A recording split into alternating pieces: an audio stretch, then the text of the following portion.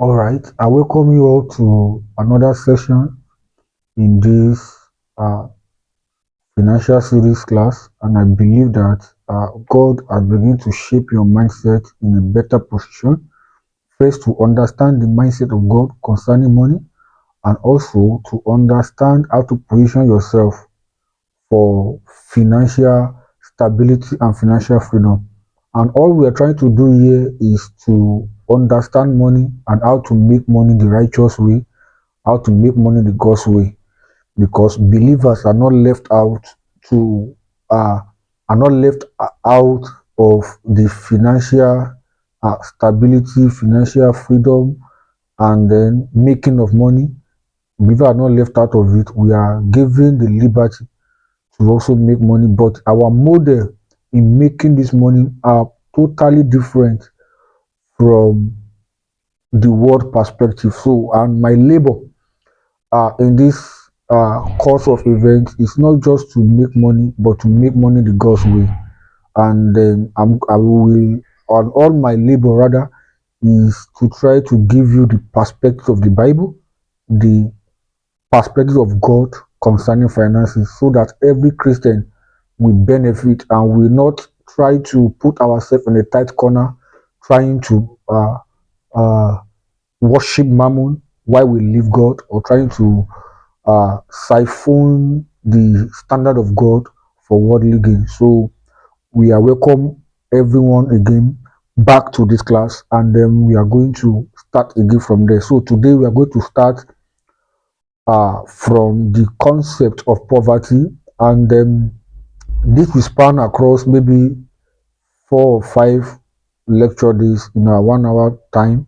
So I believe that in 5 days time or 4 days time or 6 days time, we should be able to finish everything about the concept of poverty. So today I'm going to work on the anatomy of poverty. I'm going to treat deeply on the issue of poverty. So stay with me and let us dive into the matter. Do well to subscribe, share, and like and comment whatever you feel or the additional things you want to know in details concerning this topic. All right. So poverty have been the concept of poverty in our society have been a static phenomenon and a stronghold in our lives. The wave of poverty ranged from one generation to another, with classic circles in different families, different homes, and we see the effect throughout our present environment, in our present environment. So, and I want us to understand this. So, however, on poverty concept, many personalities, including Bible scholars, the researchers, economists, professors, and many more, have presented definitions from diverse perspectives of life, ranging from biblical standpoints, uh, personal standpoints, socioeconomic standpoints, political standpoints, cultural standpoints, and according to their view. So people are from one time to another, from one standpoint to another, give us detailed perspective definitions of poverty. Therefore, all these the contribution to this broad concept is not limited to one party. So all other perspective of view of individuals, research, observations, theses, data survey, and also biblical analysis that are based on fact and truth that reveal poverty and also provide adequate solutions to the problem are all welcome. But on this note, I want to present my own opinion based on the above aforementioned concept, not as a final verdict, but a token contribution to the betterment of lives and the global financial transformation. So, in my own order of priority, I will first take poverty. I will divide it from spiritual standpoint down to personal point of view and down to socio-economic point of view, and trying to take the works of some scholars, so that we will be able to join everything together, and then we to have meaning. So my own take on poverty is that, what is poverty? So I want to divine all I'm going to labor on in this course, and this time is to divine what poverty means, and then not the definitions, not just to fill you with much knowledge or much information, but to give you perspectives, and then to train your mind in understanding what poverty means in total entirety, so that you will not just treat poverty as something you want to tackle by getting money, or poverty is something you want to eradicate by giving is NGOs, all those things. Poverty is more deeper than that. And I want you to take your time and understand this from my perspective. So, what is poverty? Poverty is the violation of the law that governs the earth. I'm talking from the spiritual standpoint now. Poverty is the violation of the law that governs the earth. So if you find out in the book of Genesis chapter 1 verse 26, Genesis 1:26, he said, God said, be fruitful, multiply, replenish, and have dominion over the earth.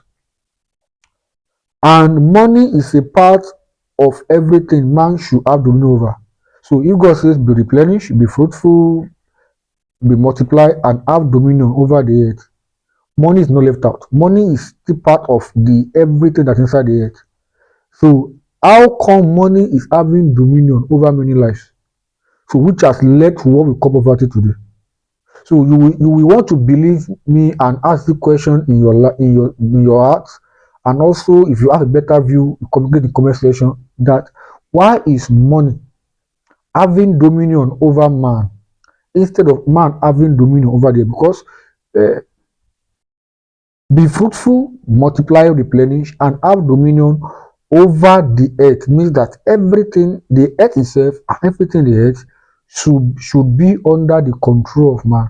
But today we find out that poverty has been a major tool that controls the earth. But that is not enough. So in another view, I define poverty as poverty is a spiritual yoke of darkness that aim to bind believer into bondage and captivity of Satan as a result of their allegiance to God. I'm speaking from spiritual standpoint now. I see poverty as a yoke of darkness, a yoke of Satan to bind believers into the bondage of captivity of Satan, and all this happened because of their allegiance to God. Because Bible says, Jesus said, he said, you cannot worship two masters. That you can't worship God and worship Mammon. And Mammon as a spirit is not just a spirit that stands alone. It's a spirit that works with many other spirits so that Mammon can be glorified. And Mammon is not, I will see, treat a lot of people about Mammon, but Mammon is not the spirit that you just think just exists overnight. Mammon is a spirit that believer will not really bow down to Mammon until certain things happen. It's like a law of cause and effect. That is, if believers are full of resources, they have an abundance, they can access everything they want for themselves. There's no need to bow down to the spirit somewhere. But because Mammon will not be glorified until some certain species of spirits is introduced in man's life. One of them is debt that we just discussed, just concluded yesterday. Another thing is poverty. Poverty has to exist because when poverty exists, everybody will begin to run a rat race to escape poverty. People who can pay the price to escape poverty through righteous living, they will begin to pay the price in darkness. And Satan will not give you anything that called money or finances until he first make you bow down to himself. And Satan is not just an image that is going to appear before you and you are going to bow down to. What Satan route that bowing, that worship to? He routed through mammon. So mammon is a spirit that you will bow to, and then it begin to give you financial gain. So this is largely what the world predominantly lies upon, because people are bowing down to mammon and they are having financial gains. Whereas God has already stated to us that we should not bow to mammon, or nevertheless, we cannot uh, we cannot worship two gods. Imagine the Bible calling mammon a god, small god to be precise, and it's a dangerous thing whereby God and mammon is placed side by side. It's a dangerous thing because in entirety, God is too heavy to be placing side by side by mammon, but you will see that the effect was so hard, was so heavy, that Jesus is saying, look, be careful. There is a spirit called mammon, and what he wants is your worship. And this spirit wants the same worship as what God is receiving from you. It is same thing that this spirit want to receive from you. That means you must be careful. That means there is a thin line you can't cross, or you must not cross, or else you will find yourself bowing down to mammon, even unknowingly. So Satan knows that believers ordinarily will not bow to mammon because they are being warned. So one of the ways Satan can trap people, especially believers, into worshiping mammon is to begin to introduce debt, introduce poverty to their life. So that by the time the poverty hits hard, it may not be everybody, but few people begin to think twice, and they begin to find how to balance themselves in the worldly way, and they begin to bow down to mammon. But that's not the case. Where I'm going to. So poverty is used as a strategic for force rather, to compromise the faith of believers to bow and worship mammon. So poverty works hand in hand with the spirit of mammon to ensure Christian passes through financial hardship until they come to mammon for help. So although from observations, generally many Christians are really contented with what they have until unbearable hardship and penury are fashioned into their life. So when you are in a world whereby they preach contentment to you, they preach godliness to you, they preach modesty to you, they preach a life of comfort, not extravagance, not luxury now, just comfort life, they preach to you, you will find out that you will not necessarily run after money anyhow. But because of the sake of people like that, the Satan knew that they will not bow down to him, so he has to fashion something to their lives, unbearable hardship, penury, pain, poverty, debt. He will just find something to tamper with their finances, so that, and to the end, that they think twice to worship mammon. So what Satan wants to demand from you is your worship. What mammon need is your worship. So mammon itself does not sustain enough power to love believer until poverty is first introduced to their finances. I can see it everywhere. And I'm speaking from spiritual standpoint now. Mammon does not have that power, does not sustain enough power to lure believers. It doesn't. It doesn't. I let me say, generally, mammon does not sustain enough power to lure people. It doesn't. Something has to be introduced. Humans are not stupid. Human beings are not human beings are reasonable people. They are logical. They're not just emotional about everything. If there's no law of cause and effect, human being will not just generally just weigh down themselves and then they are overwhelmed by mammon. No, it won't happen. It will happen. So Mammon has to work hand in hand with certain spirits to work. Just like many demons, if you have listened something about demonology before, demonology, many spirit of darkness does not have access to a man's life. It doesn't. They have to kill behind the spirit of fear.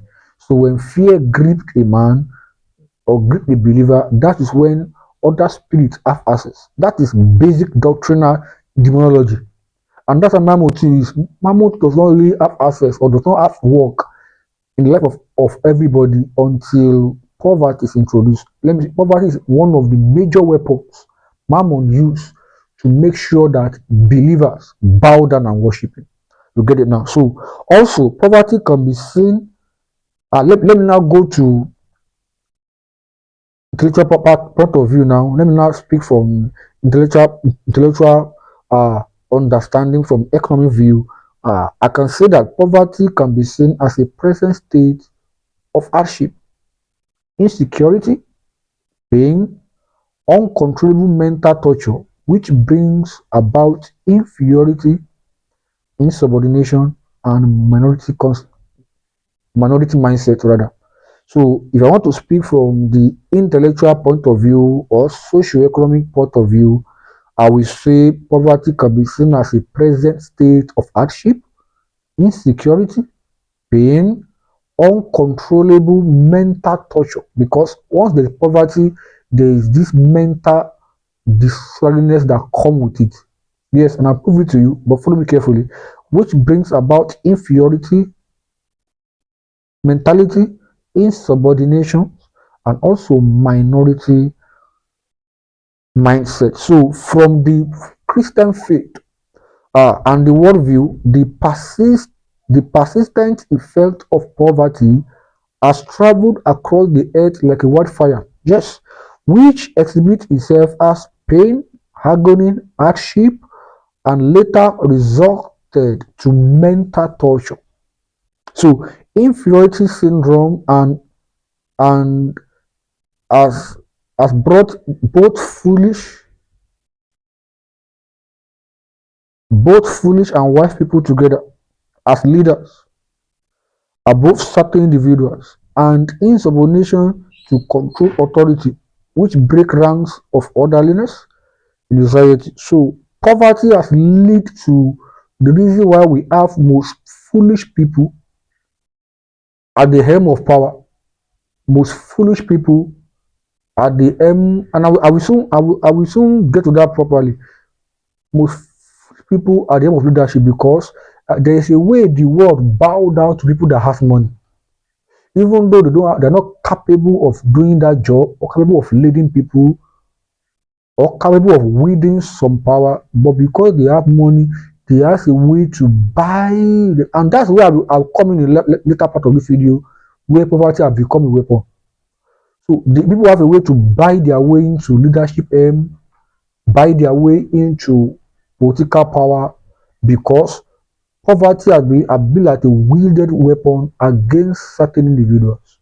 So there is a mental torture that comes with poverty because a person who is poor will not be unstable upstairs because a, a, a poor person will have many things running in their minds.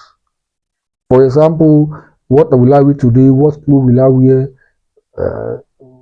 Basic needs will begin to ponder in your heart. You need to think out of the box. Think, that mental unstable, thinking on how to get things done. Things that once at the presence of money, of resources, it can be done without even thinking. But because you don't have, you are going to start thinking of how to get them. So, and those thinking bring about mental torture for people not able to sleep at night. Imagine somebody who have not even eat for days. The person not able to sleep. You just be there thinking how to get food. No, so there's a lot of things that come with poverty. There's a lot of things. Lots of things.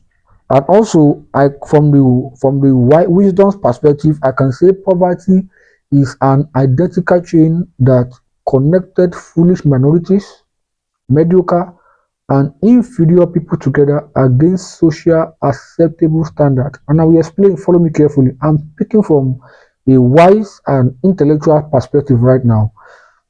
Poverty is an identical chain. It's a chain that identifies and connected every foolish minorities, mediocre, and inferior people against social acceptable standards. What do I mean? The unveiling of outstanding, exceptional, and extraordinary people has bisect the society into high and lower class. So when we begin to unveil outstanding people who are exceptional, people that are extraordinary, it has bisect society into high standard and lower standard, high class and lower standard.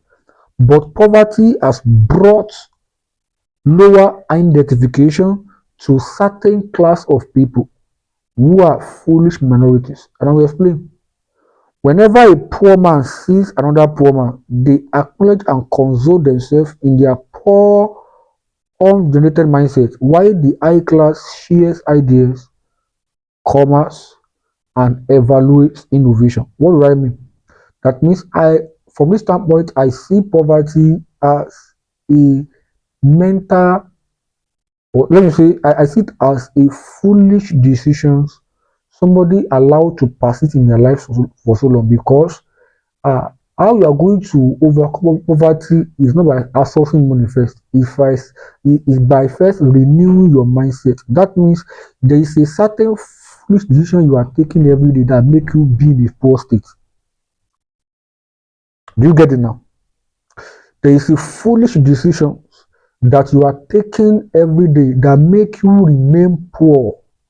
You see, when you are born poor, it is not your fault. It's a fault of your parents. But when you remain poor and die poor, that one is your responsibility. That one is your fault.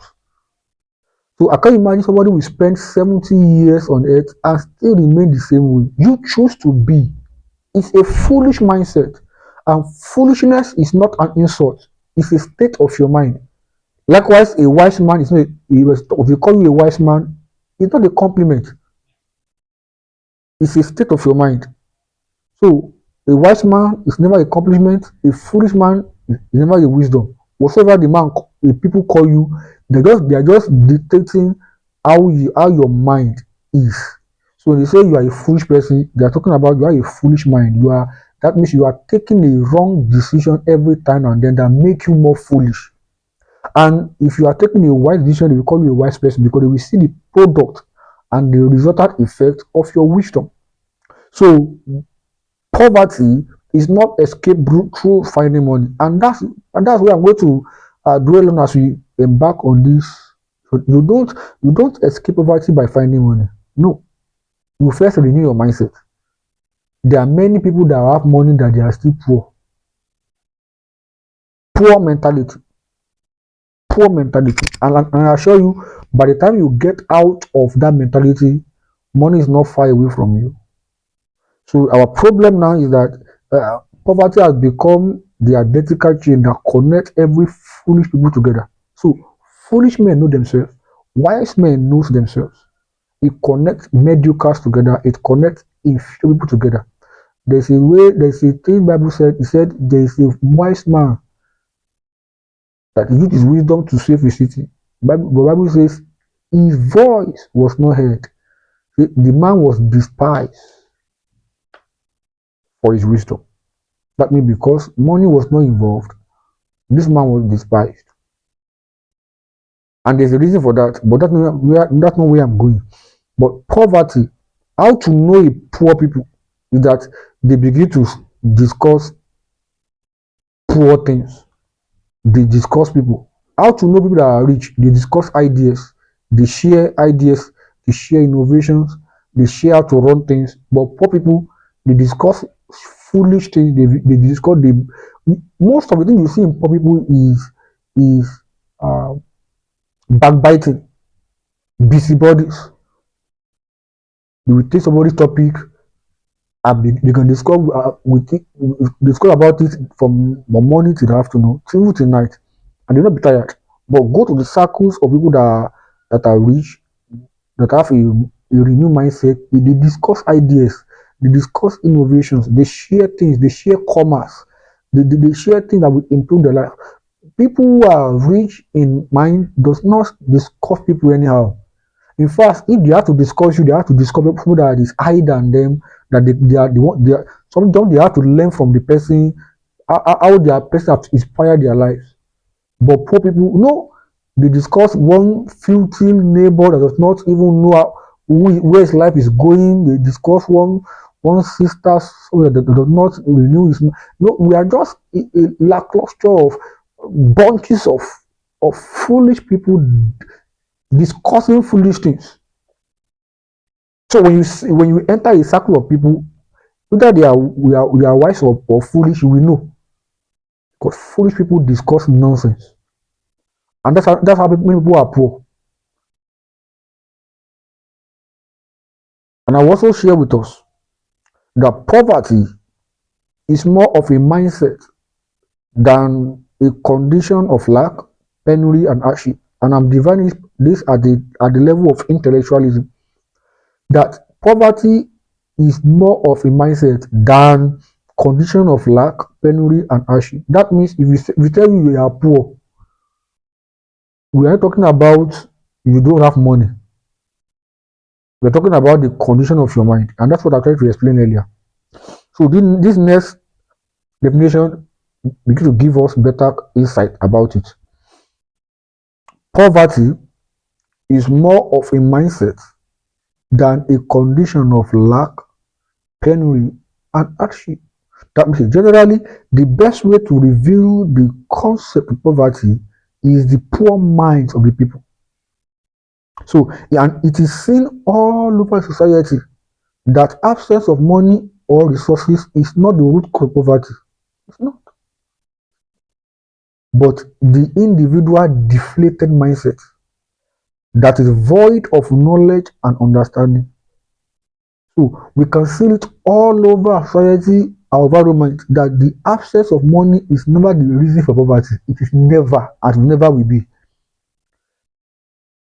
The root cause of poverty is not lack of money, but individual deflated mindset that is void of knowledge and understanding.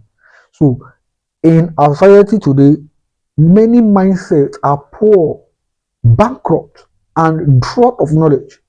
And that is why many financial instructors advise people to go for mindset upgrade.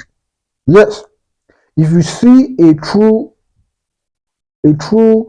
uh, financial advisor, a true financial instructor, people who teach like me, I will teach you more of mindset renewing than tell you how to make money. In fact, my problem is not about telling you where to invest, how to invest, multiple stream of income, diversification, start a business, startup, scale up, investing, putting money, stock exchange, mutual fund, treasury bills, fixed deposit, all these things. I can teach you all the money market instruments, but that's never the problem. The problem is renewing of your mindset, because you can make all the money will still come back to zero to match up your mindset. That's why you can give a poor person $1 million, give him just 3 months. That million dollar will return back to the level of what his mindset can carry. Yeah, yes.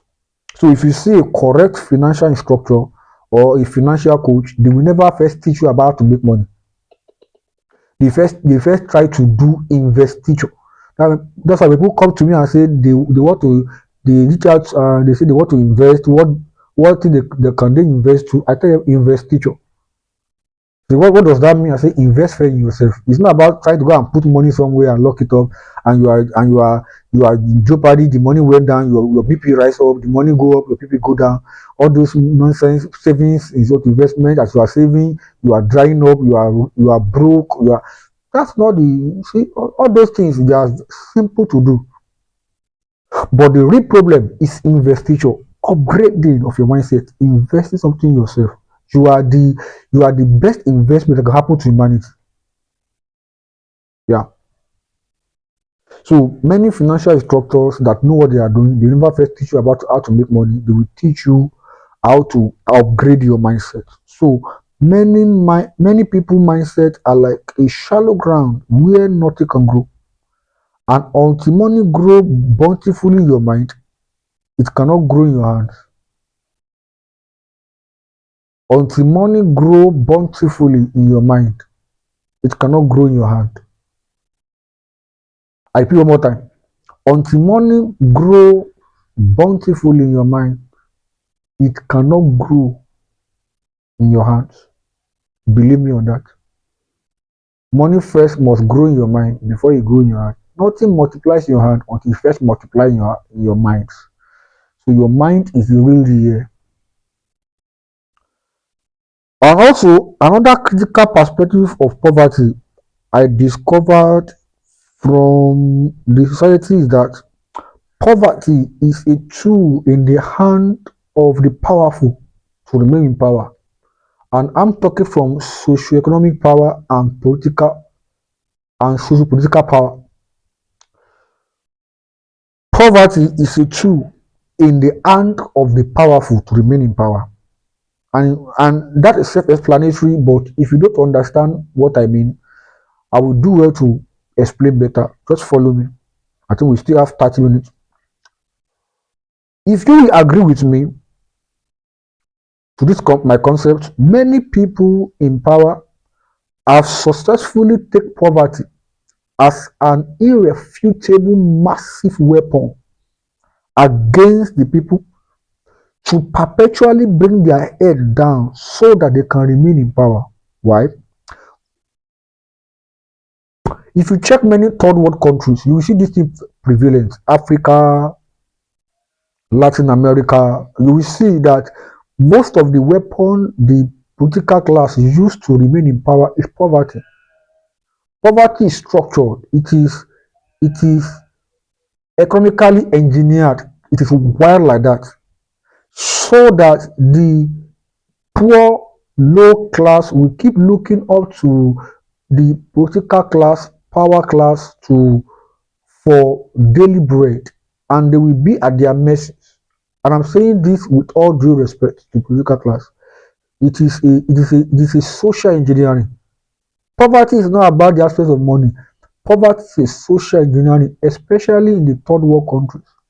And in the first world countries, poverty is not really seen, but it was route around another system, credit cards, loans, student loans, all those things. It's still another major way to systematically, but in another broader, more advanced system to keep people poor. But it will not be as though you will be poor but you don't have something to eat, but they will still wrap your living around certain systems, mortgage, credit system, loans, student loans, all those things. You just make sure that you are not still above certain classes.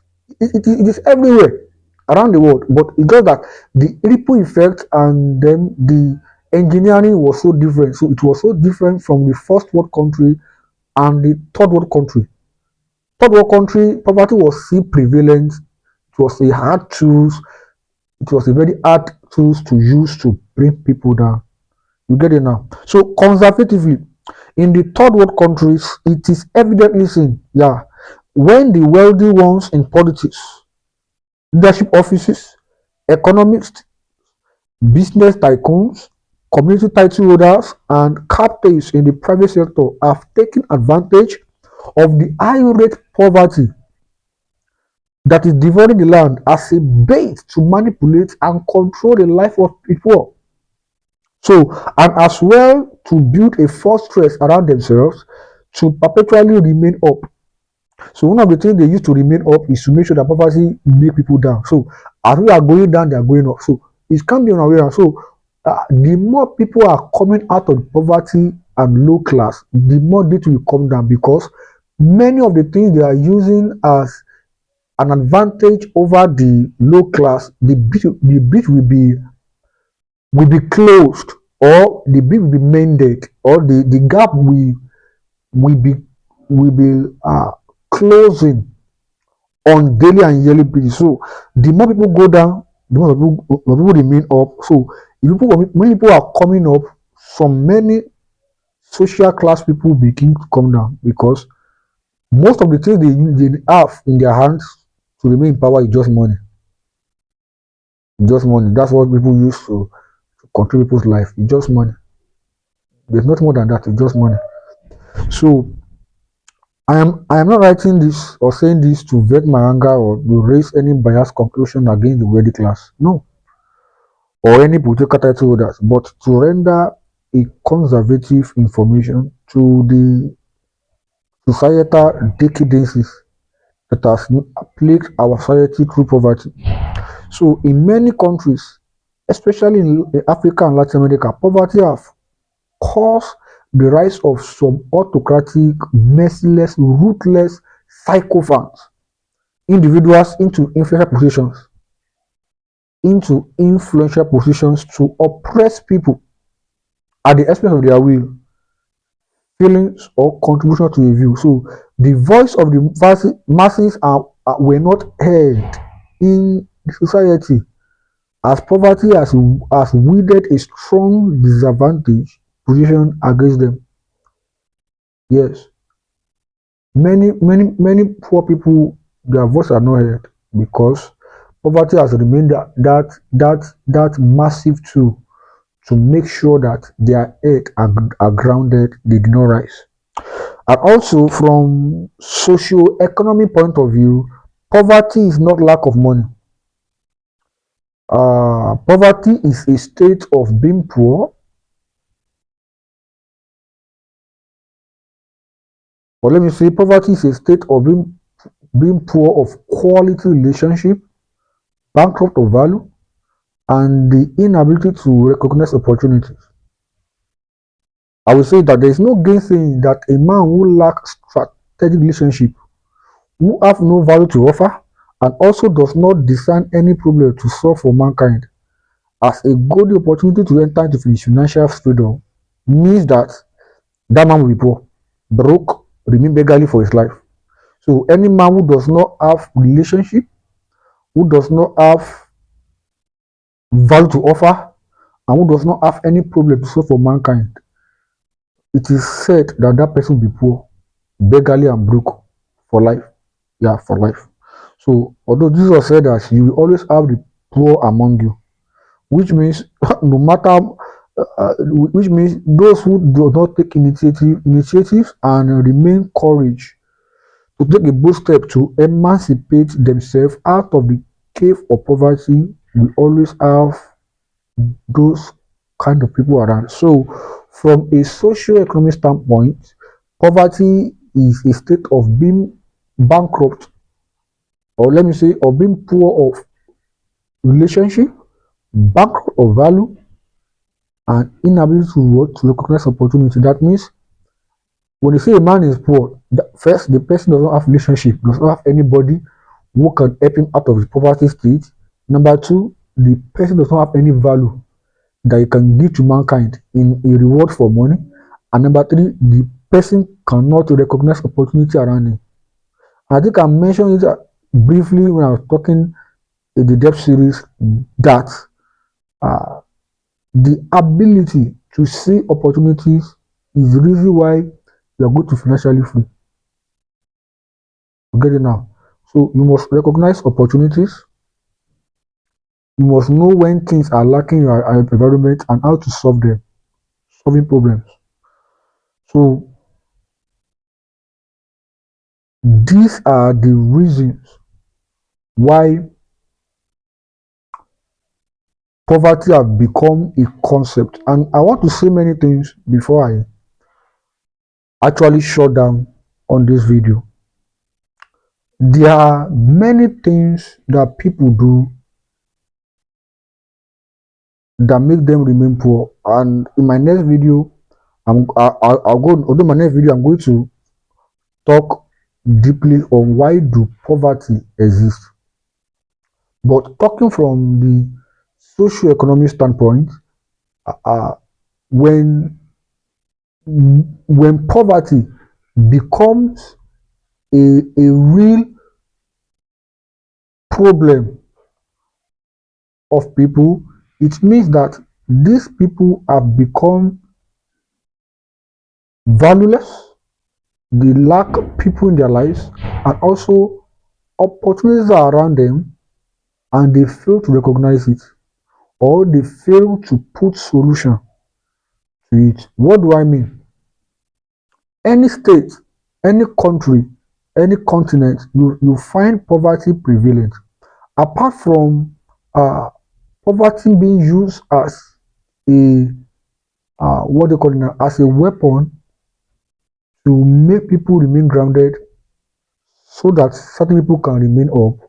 Apart from that, when we when we say a nation is poor, that means that nation, most especially these two things, that nation does not have much value to give to the world.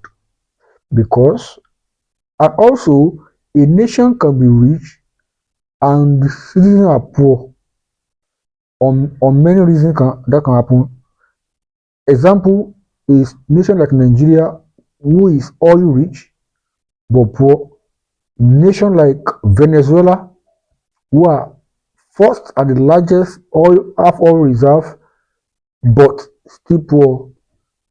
The reason, and you will see that there are some nations who have the same oil, but yet they are rich, their citizens are rich, they have a good standard of living. What about you see some states or some nations that are very having a very life of poor? But what I want you to think of right now is that in socioeconomic value, ah, let's say this is a state or this is a nation that the the social class has used poverty as a weapon to remain up. But when the people that are being subjected have a renewed mindset and say, okay, poverty is a weapon, fine, but we can dismantle this weapon. I'm talking about a woke concept and idea. Poverty is a weapon, I agree, but we can dismantle this weapon. We can make this weapon of no effect.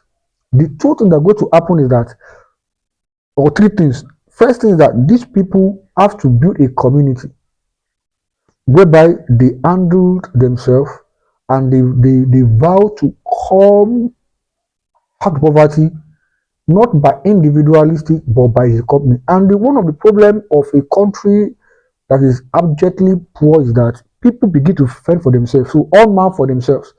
People begin to find a way individually to escape poverty. But these are the things that we can build as a community. You see, one thing about the social class is that when they see that people are beginning to have one voice, they will try to dismantle them because they know the power of 2, 3, 4, 5, 7 people come together. That number can amount to millions in no time. So poverty is not just something that an individual will first rise up and say, only me want to come out. You can, and there are ways for you to come out, only you. But one of the most easiest way is to first build a community. I call it relationship. So when relationship, okay, 10 people, we have an idea.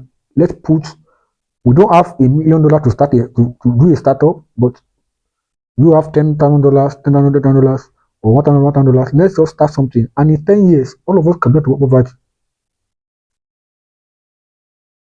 Normally. And also, the second thing that will happen to them is renewal of mindset. What happens to my mindset that will make me remain poor? And that is the starting point of everybody. What am I doing? What am I doing? And one thing that has become problem of human beings that it's very hard for us to unlearn and relearn. Very hard. At the presence of obvious results, people still have belief that they are doing the right thing. I mean, can you just shut up? No, I don't like some people because of their arrogance and pride. They have closed door against knowledge. What are you telling me? You are now 40 years old, 35 years old. 30 years, you have spent 3, 4 decades on earth.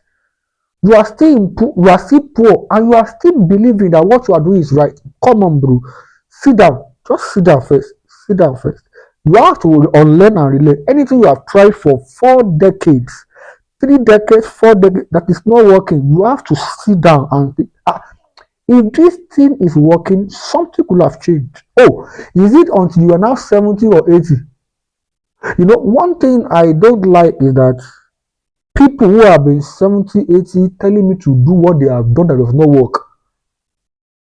I mean, you have tried this thing, it doesn't work.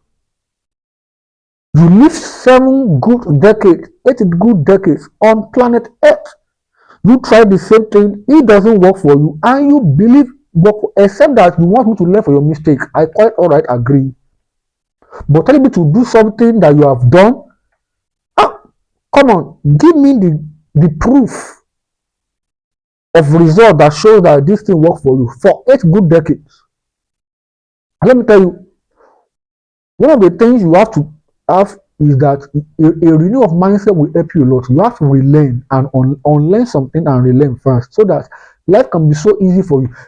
And it's a deliberate action. It's not meant for everybody.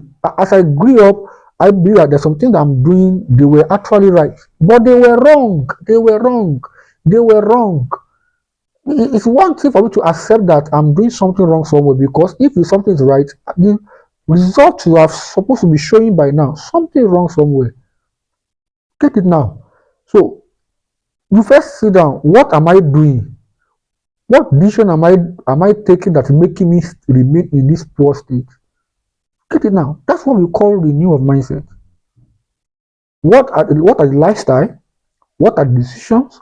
What are the things that I have continued doing that are make me remain this poor for a long period of time? What are they? You sit down, you may not even know what you are doing wrong, but when you go for a mindset upgrade, a renewed mindset financially, they will begin to pinpoint what is wrong in your life, and you yourself will stand somewhere and say, wow, so these are the things that I've been doing wrong for many decades now. That is not working for me. Wow.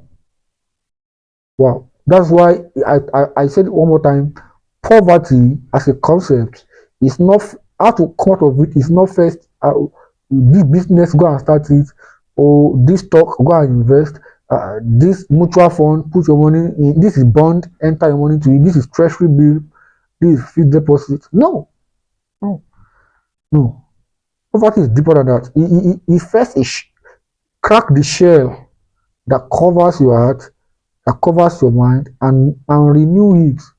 It's like a snake coming out of its old shell. That's what it means. You have to crack up many things that make you remain grounded. And for everybody who remains stuck at one stage or at one particular spot for like, there is a certain thing, lifestyle you are doing that make you remain so. And you have to find it. So, and the next thing you have to do is to bring value. You see, I don't like people coming or sharing concept about poverty from the standpoint of doing this or doing that.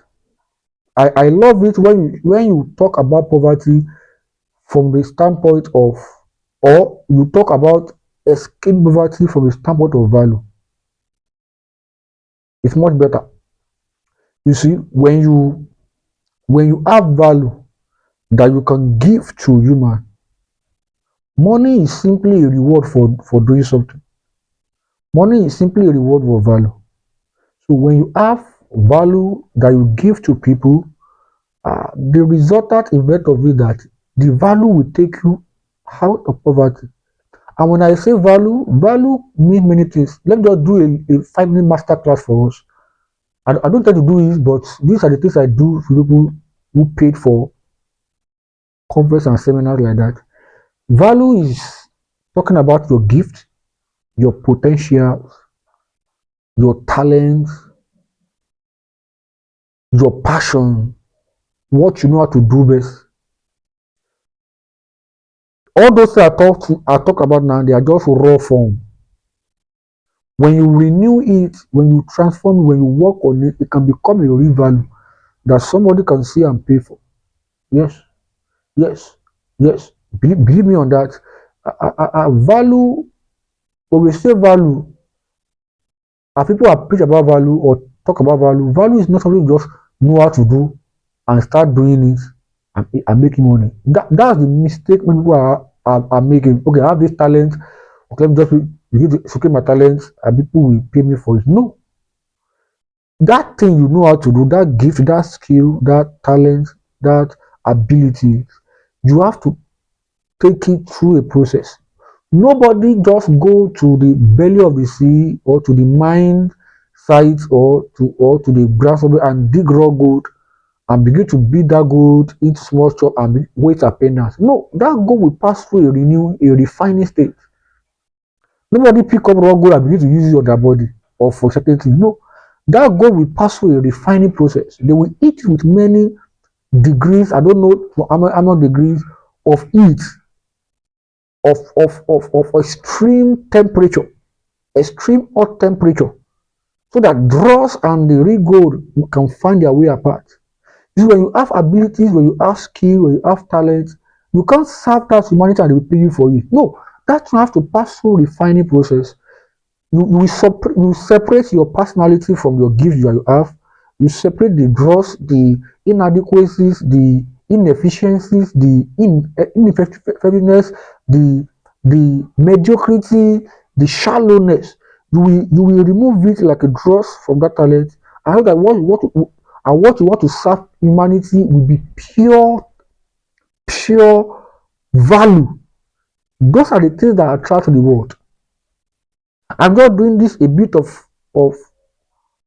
this bit of master class for so that we can understand it. Because when you say value, I have talent, I have skill, I have this, you will still shock that people will not still pay for it.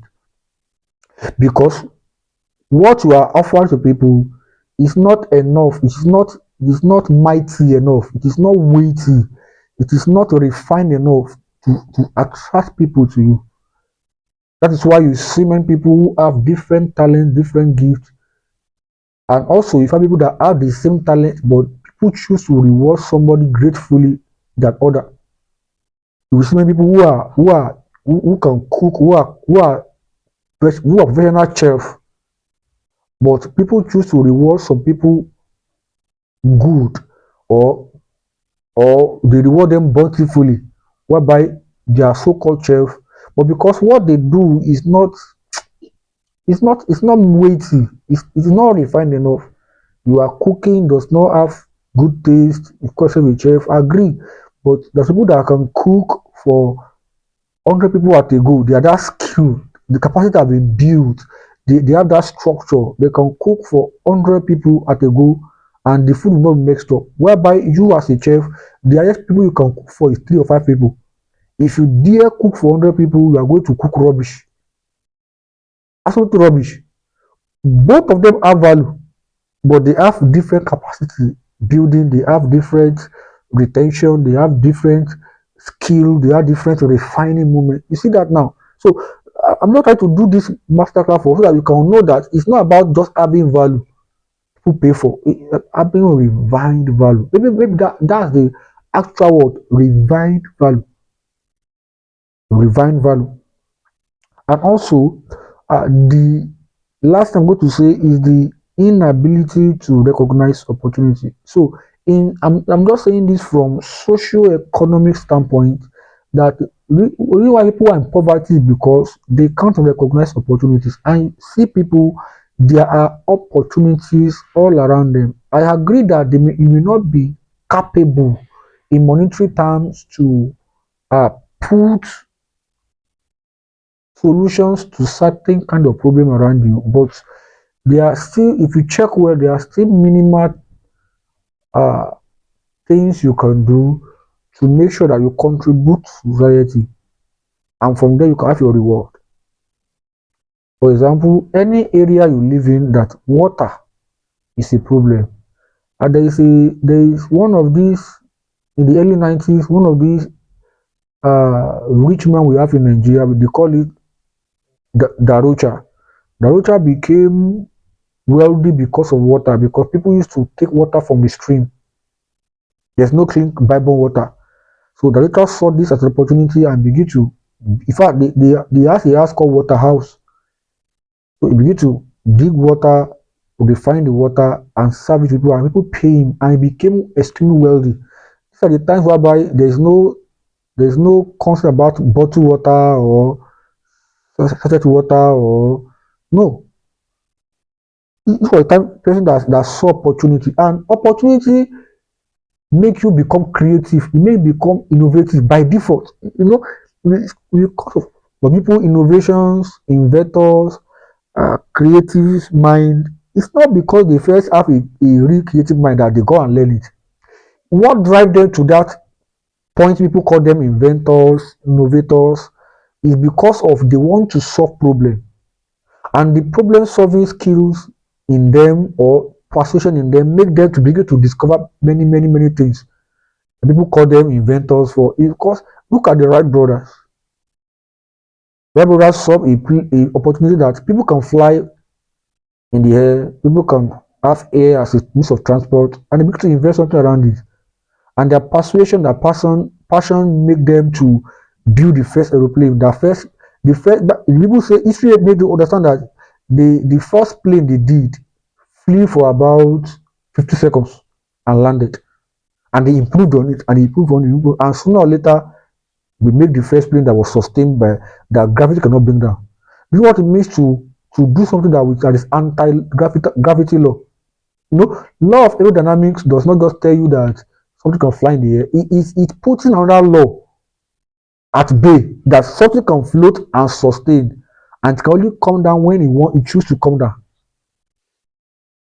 That's massive, because anything that goes up must come down. But that's not law of aerodynamics.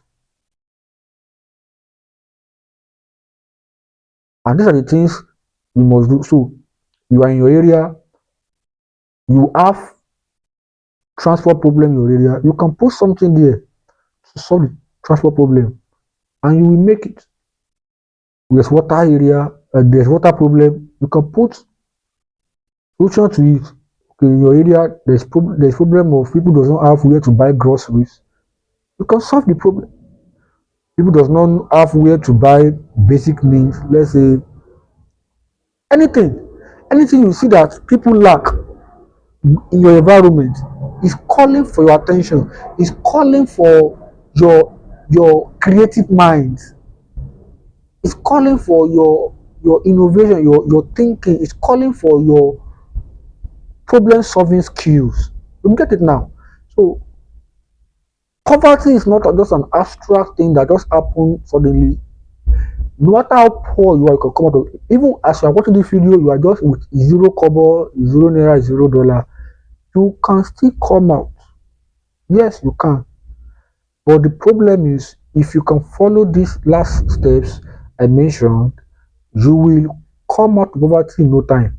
If you can see a community of people who are like-minded, if you can renew your mindset, if you can develop a refining value, not just value, you refine value, and also if you can see opportunities around you, if you can see things that are not in place, and you can put solutions to it, you are good to go. And I will explain this thing better as I I explain further maybe in the next subsequent video.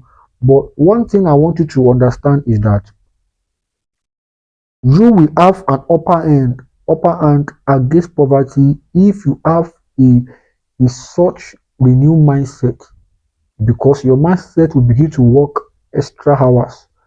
You begin to think outside the box, you begin to think borderless, you begin to think without any limitation, and you see that wherever your mind has escorted your imagination to, sooner or later your body will cooperate with it and enter there. So first thing that will make you come out of poverty is not first, I want to do this. It's first your mindset. Your mindset to come out of poverty first, before everything around you will follow. So if your mind is still remain trapped, if you remain bordered, if you remain inside limitations, if your mind is caged, no matter what you try to do or to outsource, you will still find that you are still in the same circle. Stagnancy is not only when you remain stuck. Sometimes you can be roaming in the same spot. Stagnancy is not only lack of movement. Yes, stagnancy is not lack of movement. You can be moving, but you are moving in the same spot. Yeah, you are still stagnant. So, and that's the life of many people. They are moving, but it is on the same spot, on the same spot, on the same spot, because their minds are being caged. Their minds have not been renewed. Their mind has not been out of the shell of the cage. Uh, every human being you find today, they find themselves doing great things, not because they are just destined to do it, but because they find out to take their life out or their mind out of their body to explore. When the mind of a man is not caged, that man will have a life that is limitless, life without border.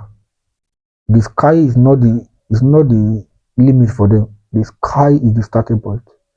So this is what I will give to you today as from the concept of poverty, from the concept of poverty, from the concept of poverty.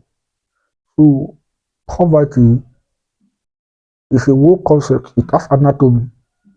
You can study it. You can know where things go wrong. You can know where things can go right. You can know what and what to do at a particular time, and indeed it will work for you. So permit me to tell you that you can escape poverty. Yes, you can. Yes, you can. Yes, you can. But the first thing that goes to escape poverty is not you, it's your mind. Will your mind escape poverty? Believe me, everything around you will escape it. And thank you for watching. This will be the end of this video.